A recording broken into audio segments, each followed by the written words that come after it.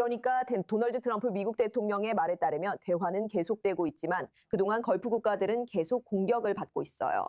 이란은 성공적으로 이스라엘이 베이루트의 친이란 대리 세력을 공격하는 것을 막았어요. 호르무즈 해협도 이 봉쇄로 인해 여전히 대부분 폐쇄된 상태입니다. 이런 상황이 계속된다면 이런 대화가 얼마나 더 지속될 수 있을까요?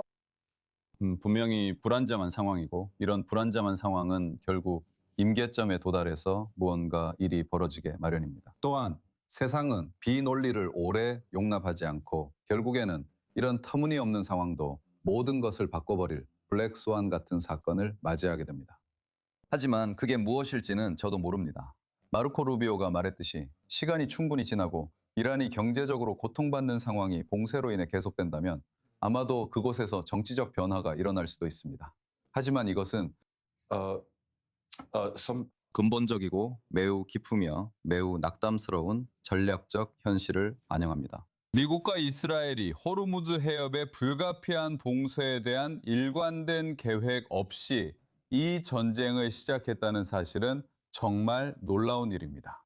그리고 제 생각에 이것은 최근 군사 역사상 가장 큰 전략적 실수 중 하나입니다. 제 말은 나폴레옹이 겨울에 러시아로 진군한 것도 문제가 있었고 거짓 구실로 이라크를 침공한 것도 정당화하기 어려웠습니다.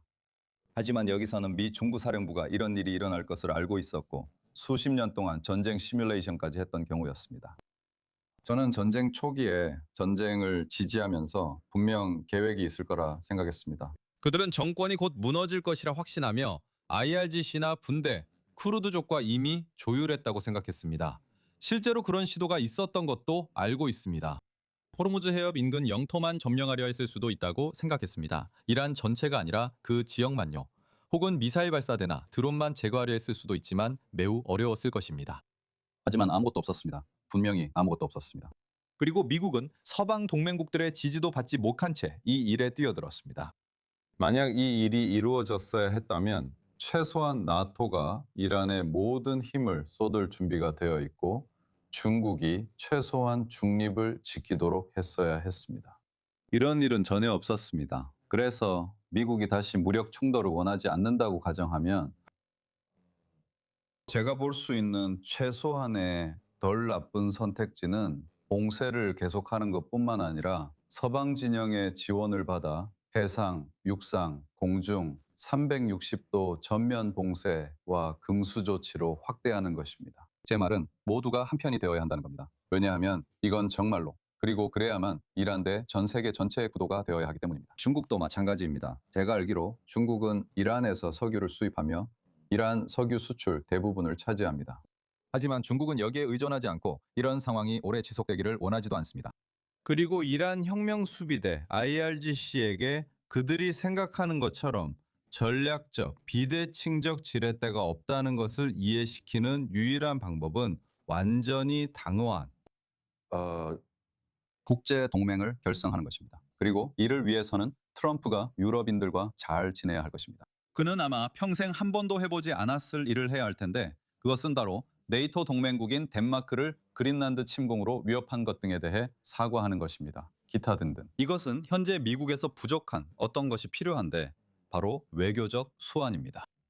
분명히 그동안 우리가 계속해서 보고 있는 것은 이 지역에 있는 것은 당신이 언급한 북제 동맹이 아니라 미국 분대라는 점입니다. 전혀 그렇지 않습니다. 조나산, 여기 주둔한 미군에 관해서는 센트콤이 걸프 국가들을 향해 발사된 이란의 발사체 일부를 격추했다고 밝혔습니다.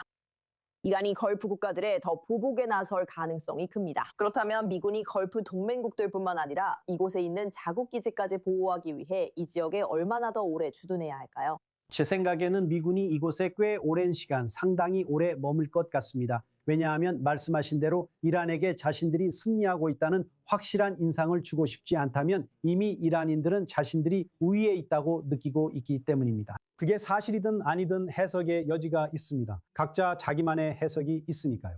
하지만 만약 미국이 원하는 모든 것을 이란이 양보하지 않고 이란이 모든 일에 보복하며 걸프 국가들을 공격하고 하룻밤 사이에 쿠웨이트에 혼란을 일으킨다면 이 시점에서 미군이 이란이 정말로 이기고 있다고 느끼지 않게 하려면 억지력으로서 미군을 이곳에 꽤 오랫동안 주둔시켜야 합니다. 몇 달 전에 트럼프 대통령이 군대를 파견하고 전쟁을 시작했을 때 그가 원했던 일인가요? 잘 모르겠습니다. 잘 모르겠지만 이것이 현실입니다. 지금 미군을 미국이나 다른 지역으로 철수시키면 이는 이란인들에게 내 뜻대로 됐다는 신호가 됩니다. 대통령이 그렇게 하길 원하지는 않을 것 같습니다. 또 다른 실수는 이 사실이 미국 국민과 전 세계에 제대로 전달되지 않은 것입니다. 제 말은 만약 계획이 장기적인 봉쇄나 병력의 장기 주둔이었다면 세계 경제에 영향을 미쳤을 거라는 겁니다. 이것이 국제연합체를 구성하고 그 필요성을 전 세계에 설명해야 하는 또 다른 이유입니다. 그리고 앞으로 다가올 것은 마치 암 치료와 같은 고통의 시기라는 겁니다. 그런데 그런 조치들은 전혀 이루어지지 않았습니다. 전쟁은 시작부터 인기가 없었는데 제대로 설명되지 않았기 때문입니다. 그리고 불행하게도 이 정말로 정의로운 전쟁은 진정으로 사악하고 지구상에서 사라져야 할 적에 맞서 싸우는 것이었습니다. 이 전쟁은 현재 민주주의 국가를 이끌고 있는 두 명의 가장 문제가 많은 인물들, 아니면 적어도 가장 문제가 많은 두 인물에 의해 추진되고 있습니다.